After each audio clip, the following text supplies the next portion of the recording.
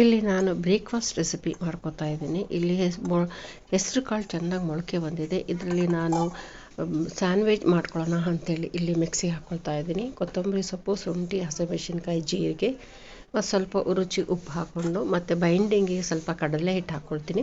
ಒಂದು 2 ಸ್ಪೂನ್ ಹಾಕ್ಕೊಳ್ತೀನಿ. ಇದು ಸ್ವಲ್ಪ ನೀರು ಸ್ವಲ್ಪ ಕಡಿಮೆನೇ ಹಾಕಿ ಚೆನ್ನಾಗಿ ಗಟ್ಟಿಯಾಗಿ ರುಬ್ಕೊಳ್ತೀನಿ. ರುಬ್ಕೊಂಡು ಇದನ್ನು ಸ್ವಲ್ಪ ಗಟ್ಟಿಯಾಗೇ ಇರಬೇಕು.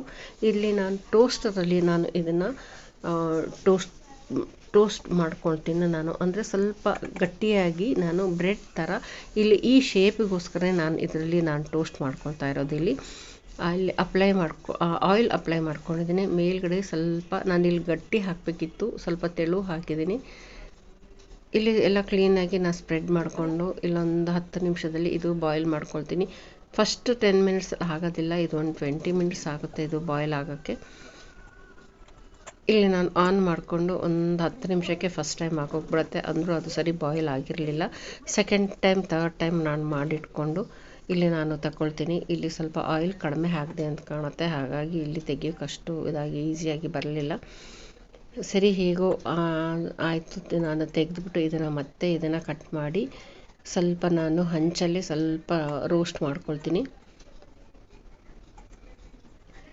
ಸ್ವಲ್ಪ ತೆಗಿಯೋಕ್ಕೆ ಕಷ್ಟ ಆಯಿತು, ಮೋಸ್ಟ್ಲಿ ಆಯಿಲ್ ಕಡಿಮೆ ಹಾಕಿದೆ ಅಂತ ಕಾಣುತ್ತೆ. ಇಲ್ಲಿ ಶೇಪಿಗೋಸ್ಕರ ನಾನು ಈ ಟೋಸ್ಟರಲ್ಲೇ ಹಾಕ್ಕೊಂಡೆ. ಆ ಲೈನ್ಸ್ ಶೇಪ್ ತುಂಬ ಚೆನ್ನಾಗಿ ಬರುತ್ತೆ. ಬಿಸಿ ಇದೆ ಇದು. ಸರಿ, ತಕ್ಕೊಂಡು ನಾನು ಇದನ್ನು ಕಟ್ ಮಾಡಿಕೊಂಡು ಇದನ್ನು ನಾನು ಹಂಚಲ್ಲಿ ಸ್ವಲ್ಪ ಆಯಿಲ್ ಹಾಕ್ಕೊಂಡು ಸ್ವಲ್ಪ ಫ್ರೈ ಮಾಡ್ಕೊಳ್ತೀನಿ.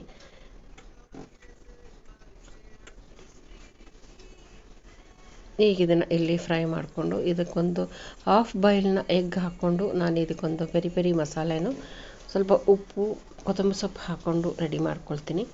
ಇದಕ್ಕೊಂದು ಅವಕಾಡೋನು ಎರಡೂ ಕಡೆ ಅಪ್ಲೈ ಮಾಡ್ಕೊಳ್ತೀನಿ.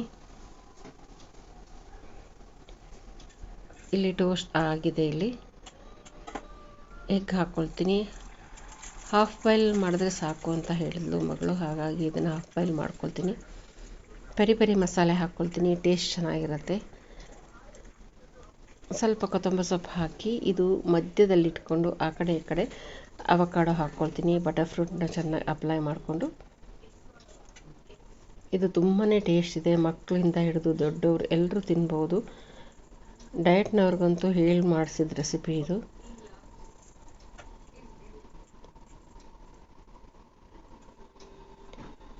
ಇದು ಸೆಂಟ್ರಲ್ ಇಟ್ಟು ಇವಾಗ ನೋಡಿ ತುಂಬ ಟೇಸ್ಟಾಗಿ ಬಂದಿದೆ ಇದು.